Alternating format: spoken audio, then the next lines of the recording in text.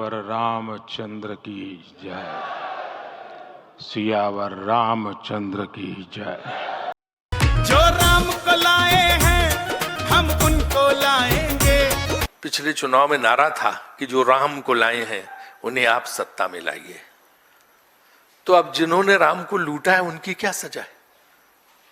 उनकी जिम्मेदारी भी तो तय होनी चाहिए कि सिर्फ 8 कर्मचारियों पे डाल के, छोटे मोटे लोगों पे डाल के आप जो है इससे बच के निकलना चाहते हैं। ये मुद्दा बहुत देशव्यापी स्तर पे चल रहा है। हर तरफ हर लोग इस पे जो है सक्रिय हैं और सबको बेहद चिंता है। सबको बहुत बड़ा झटका और धोखा लगा है। तो इसलिए जो है इस मुद्दे को हमने कांग्रेस पार्टी उठा रही है, क्योंकि जो दक्षिण भारत की महिलाएं आती थी वहां पे एक परंपरा है कि जो वो पहने होती हैं, जो आभूषण या जेवर ज्वेलरी, वो सब डाल देती हैं। इतने सालों से, दसियों सालों से जो ज्वेलरी, जो आभूषण, जो जेवर आ रहे थे, उनकी कोई रिकॉर्ड ही नहीं बना है। पैसे का तो फिर भी जो है वो गड्डियां चोरी होती थी और जो है मान लो 13 लाख चढ़ावा आया तो 10 लाख दिखा दिया, 3 लाख गायब हो गया, है ना। तो वो तो उसकी तो गिनती, ये जो जेवर और आभूषण और ज्वेलरी आती थी उसकी तो कोई जो है इन लोगों ने रिकॉर्ड ही नहीं बनाया। कोई रजिस्टर नहीं, कोई रिकॉर्ड नहीं, कोई रसीद नहीं, कुछ नहीं। और एक लंबी चौड़ी फहरिस्त है जो लोगों ने शिकायत करने का सिलसिला शुरू हुआ है कि हमने ये दिया था, हमने ये दिया था, हमने ये दिया था, उसकी हमें रसीद आज तक नहीं आई। तो उसका तो कितने 100 करोड़ का, कितने 1000 करोड़ का जेवर था, आभूषण थे, उनका तो कुछ पता ही नहीं। कहते भगवान राम की जो माला थी हीरे की, वो भी गायब है। तो ये तो अजीबोगरीब मामला, ऐसा तो सुना ही नहीं था। तो ये जो है ये अब मेरे हिसाब से राजनीतिक मुद्दा नहीं, एक बहुत बड़ा धार्मिक मुद्दा है जिसपे हर एक की चिंता है और उसकी जिम्मेदारी से कोई बच के निकल सकता नहीं है। इसलिए जो है ये मुद्दा हम उठा रहे हैं। और आप राम के नाम पे वोट तो ले रहे हो, अब नोट भी लेना शुरू कर दिया। ये कौन सी जो है आपने नई चीज शुरू की है? लोगों के विश्वास से धोखा, लोगों की आस्था से धोखा, लोगों की भक्ति से धोखा। भगवान राम से जो लोगों की अगाध आस्था है उस पे ये चोट है। जो राम को लाए हैं हम उनको लाएंगे। दुनिया में फिर से हम भगवा लहराएंगे। यूपी में फिर से हम भगवा लहराएंगे। और जो भगवान के घर ही चोरी कर रहे हैं वो भी राम राज्य में, उनके साथ आप क्या करोगे ये तो मैं आपके ऊपर छोड़ता हूँ। बट यहाँ पर आम आदमी पार्टी के संयोजक अरविंद केजरीवाल जी बहुत सीरियस एलिगेशन लगा रहे हैं राम मंदिर ट्रस्ट के ऊपर। तो 2 उदाहरण देता हूं ये दिखाने के लिए कि किस तरह से लोगों के विश्वास को ठेस पहुंची है। सिंधी एसोसिएशन ने 26 जनवरी 2021 को 200 किलो चांदी दान में दी। उन्होंने दान दी, उन्हें रसीद नहीं मिली, उन्होंने रसीद की जिद भी नहीं की। उन्हें पूरा यकीन था कि भगवान के यहां चंदा चढ़ा रहे हैं, इसमें रसीद की क्या जरूरत है। बहुत लोग जाते हैं भगवान के यहाँ चंदा चढ़ाते हैं, रसीद कौन मांगता है। 5 साल हो गए, उन्होंने कभी रसीद की जिद नहीं की। लेकिन अब जब उन्होंने ये सारा मामला अखबारों में पढ़ा और मीडिया में देखा तो उनकी भी रूह कांप गई। अब वो पूछ रहे हैं कि हमारी 200 किलो चांदी कहां गई। उनका विश्वास डगमगा गया। भगवान राम पे उनकी अटूट श्रद्धा है, लेकिन मंदिर को चलाने वाले और उनके ऊपर के आकाओं के ऊपर उनका विश्वास डगमगा गया। रोज लाखों श्रद्धालु मंदिर में आते हैं, मंदिर में चढ़ावा चढ़ाते हैं। अखबारों में खबरें छप रही हैं कि रोज लगभग 12 से 14 लाख रुपए का चंदा आया करता था मंदिर में। जब से ये खबरें मीडिया में आई हैं, ये घट के 1 लाख रुपए से भी कम हो गया। लोगों की आस्था को बहुत भारी ठेस पहुंची है। ये कोई मामूली, जो मैंने आपको इस तरह के ढेरों उदाहरण है, अखबारों में रोज छप रहा है। एक कोई रस्तोगी जी है, उन्होंने 2 दीपक दान में दिए, जिसमें से एक दीपक पे अखंड ज्योति जलाई गई। प्राण प्रतिष्ठा के बाद बता रहे हैं कि उस दीपक का कोई अता पता नहीं है। बहुत सारे लोग हैं जो अब अपने अपने चंदे का हिसाब मांग रहे हैं। जिन लोगों ने अपनी जमीनें बेच के, अपने गहने बेच के, अपने घर का पूरा सामान बेच के सब कुछ भगवान राम पे लुटा दिया, आज उनकी आस्था को भारी ठेस पहुंची है। कौन कहता है भ्रष्टाचार करने की जरूरत होती है? भाइयों बहनों, मेरा मंत्र है, न खाता हूं न खाने दूंगा। न खाता हूँ न खाने दूंगा। इसके पीछे की सच्चाई तो आप सब मीडिया और सोशल मीडिया में देख रहे हो। इस बीच यूपी के मुख्यमंत्री आदित्यनाथ जी क्या कह रहे हैं, आइए सुनते हैं।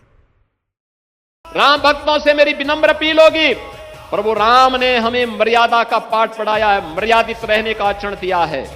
हम उस मर्यादा का पालन करते हुए हमने 500 वर्षों तक, हम लोगों के पूर्वजों ने 500 वर्षों तक प्रभु राम के स्थान को लेने के लिए संघर्ष किया है। 500 वर्षों तक मर्यादित रहते हुए हमने संघर्ष किया है। 15 दिन और देख लें, इंतजार कर लो। ये बीजेपी का टाइम मांगने का खेल 2014 से चल रहा है। 5 दिन का टाइम दो, 15 दिन का टाइम दो, 20 दिन का टाइम दो और उसके बाद कुछ पता नहीं। और गजब बात यह है कि कोई पूछता तक नहीं कि क्या हुआ उस टाइम खत्म होने के बाद। चलो आपकी याद ताजा करवा देते हैं। 50 दिन मांगे हैं, 50 दिन। 30 दिसंबर तक मुझे मौका दीजिए मेरे भाइयों बहन। नैतिकता, इनकी नैतिकता, इस्तीफे, ये तो बड़ा आसान है। मैंने 1 पैसे का चोरी नहीं की थी, इन्होंने मेरे को जेल भेज दिया, मनीष सिसोदिया को जेल भेज दिया, सबको जेल भेज दिया। जिन लोगों ने महा डकैती कर दी प्रभु श्री राम के घर में, उनके क्या इस्तीफे से खुशी मनाई जानी चाहिए? पहली चीज तो उनको सरेआम फांसी पे चढ़ाना चाहिए, और दूसरी चीज उनके ऊपर वालों को कौन करेगा? ये तो केवल जरिया थे। मैंने कहा इस पूरी लूट का पैसा पहुंचा कहां है? क्या इनके घरों में है या इन्होंने कहीं और डिलीवर किया है? इनकी पूरी लूट का पैसा किसके पास है? कितना? कुछ डिमांड है कांग्रेस पार्टी की, जो देश की भी डिमांड है, जो जानना चाहता है। क्योंकि ये जो ट्रस्ट है, इस ट्रस्ट से देश का ट्रस्ट खत्म हो गया है। ये ट्रस्ट भंग होना चाहिए। पहली डिमांड है ये कि इस ट्रस्ट से देशवासियों का ट्रस्ट खत्म हो गया है, इस ट्रस्ट को भंग किया जाना चाहिए। दूसरी बात है, दूसरी डिमांड हमारी है कि इस पूरे प्रकरण की जांच सुप्रीम कोर्ट के जज के देख रेख में होनी चाहिए, क्योंकि भ्रष्टाचार बहुत लंबा है और इसके पैसे भी बहुत बड़ी अमाउंट में है। जमीन का घोटाला है, पैसों का घोटाला है, सोना चांदी, हीरे मोती, चांदी के सिल्लियां, खड़ाऊ, तमाम गहने आभूषण, बिल्डिंग निर्माण में कमीशन। तो इसलिए इसकी जांच सुप्रीम कोर्ट के सिटिंग जज के देख रेख में होनी चाहिए। और जो इसमें जिम्मेदार लोग हैं इस ट्रस्ट में, जिन पे आरोप दिख रहा है, जिनकी जिम्मेदारी बनती है, उन्हें तत्काल गिरफ्तार होना चाहिए, उनकी तत्काल गिरफ्तारी होनी चाहिए। अभी तक गिरफ्तारी क्यों नहीं हुई, आश्चर्य का विषय है। विपक्ष के अदना से लेकर सीएम तक के अगर कोई आरोप लगता है तो बीजेपी की सरकार भी, इस बीजेपी की सीबीआई, ईडी उन्हें अरेस्ट कर लेती है और कहती है कि ये बाहर रहेंगे तो जांच प्रभावित होगी। क्या ईडी सीबीआई सिर्फ विपक्ष के नेताओं के लिए है? ये लोग वही ट्रस्ट में मंदिर के अंदर बैठे हैं जिनकी जिम्मेदारी बनती थी निष्पक्षता और पारदर्शिता की, ट्रस्ट की। वो लोगों की गिरफ्तारी अभी तक क्यों नहीं हुई? क्या वो लोग इन साक्ष्यों को, सबूतों को प्रभावित नहीं कर रहे हैं? ये 3 महत्वपूर्ण हम कांग्रेस पार्टी की बात है। और जब यह मंदिर बन रहा था तभी आम पब्लिक में चर्चा होती थी कि अरे चंदा खैले बाटा कुल चढ़ाओ खई हैं। हम लोग यहाँ लोग बोलते थे कि ये क्योंकि उसके पहले भी शिला पूजन के समय की कई सौ करोड़ के चंदे के आरोप लगे थे कि उस चंदे का पैसा कहाँ गया, संतों ने लगाया था। तो एक वर्ग में छोटे मोटे वर्ग नहीं, बड़े व्यापक स्तर पे लोग ये बात करते थे कि ये सब चंदा खाए हैं, चढ़ावो खाई हैं। वो साबित हो गया। एक बात और बार बार कही जाती है, इससे साबित होता आया है कि ये कोई राम भक्त नहीं है। राम भक्त होते तो राम की मर्यादा के अनुरूप इस पूरे प्रकरण की अभी तक जांच के आदेश सुप्रीम कोर्ट के जज से कराने के दे दिए गए होते, क्योंकि आदरणीय सुप्रीम कोर्ट के ही आदेश के अनुरूप ये ट्रस्ट बना था और प्रधानमंत्री जी ने उसके सदस्यों का चयन किया था। जैसा लोग बताते हैं, तो माननीय प्रधानमंत्री जी को भी इसमें आगे बढ़ करके इसकी निष्पक्ष जांच जरूरी है, जिससे लोगों का विश्वास और आस्था फिर इस जो वहां पे बन रहा है मंदिर ट्रस्ट या लोगों की आस्था का जो केंद्र है उसमें उत्पन्न हो, आस्था बढ़े उसमें, न कि ऐसे ही लोग वहां बैठे रहे। क्योंकि देखिए, जब से ये सूचना आई है कि ट्रस्ट में भ्रष्टाचार है, चढ़ावे का पैसा, चंदे का पैसा का बहुत बड़ा गोलमाल है, तब से ये भी सूचनाएं आ रही हैं कि जो रोजाना 10 से 15 लाख रुपए चढ़ावा चढ़ता था भगवान मर्यादा पुरुषोत्तम राम के मंदिर के चढ़ावे दान पत्र में, वहां सूचनाएं आ रही कि मात्र 80,000 चढ़ रहा है। तो ये आस्था ही तो डिगा दिया है ना, आस्था डिगी है इस ट्रस्ट के ऊपर कि हम तो भगवान के चरणों में, श्री राम के चरणों में अर्पित कर रहे हैं अपना धन, और ये लोग उसमें लूट कर रहे हैं। यही मेरी 3 मांगे हैं। ये सब तो आपने सुन लिया, कौन क्या कह रहा है, बट कभी कभी क्या होता है, जो हमें दिखता है वो सिर्फ धोखा होता है, कहानी और गेम कहीं और चल रहा होता है। मैं आपसे पूछता हूं, सेंटर में बीजेपी है, यूपी में बीजेपी पिछले 10 साल से है, और बीजेपी की पूरी पॉलिटिक्स धर्म के नाम पर चल रही है। क्या किसी छोटे से एम्प्लॉय में इतनी हिम्मत है कि वो भगवान राम के चढ़ावे से चोरी कर ले और किसी को कानो कान खबर ना हो? हजारों सीसीटीवी कैमरे लगे हुए हैं। ईडी या सीबीआई का क्या उसको थोड़ा भी डर नहीं जो ये चोरी कर रहा है?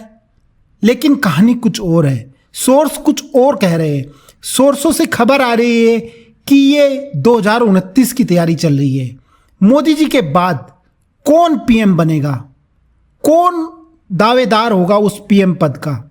आप देख चुके हो रीजनल पार्टी का क्या हाल होता है स्टेट इलेक्शन के बाद। अभी लेटेस्ट आपने बंगाल में देखा, टीएमसी को बिल्कुल ब्रेक कर दिया गया है, और महाराष्ट्र में कुछ कहानी पक रही है धीरे धीरे।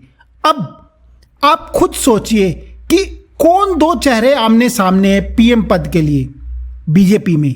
सूत्र यहां तक खबर दे रहे हैं कि यूपी में कोई नहीं चाहता कि तीसरी बार योगी जी मुख्यमंत्री बने, क्योंकि तीसरी बार मुख्यमंत्री बनने के बाद वो पीएम पद के प्रबल दावेदार हो जाएंगे, जैसे गुजरात में मोदी जी प्रबल दावेदार बन गए थे। और आप खुद सोचिए, अगर योगी जी सीएम नहीं बनते या पार्टी खराब प्रदर्शन करती है यूपी इलेक्शन में जो फरवरी में होने वाले हैं, तो इसका फायदा किसको होगा? कौन आगे आ जाएगा ऑटोमेटिक? तो आप खुद समझदार है, आप खुद समझ सकते हैं कि ये कहानी क्या हो सकती है। सोर्सों की माने तो ये कहानी कुछ और ही इशारा कर रही है।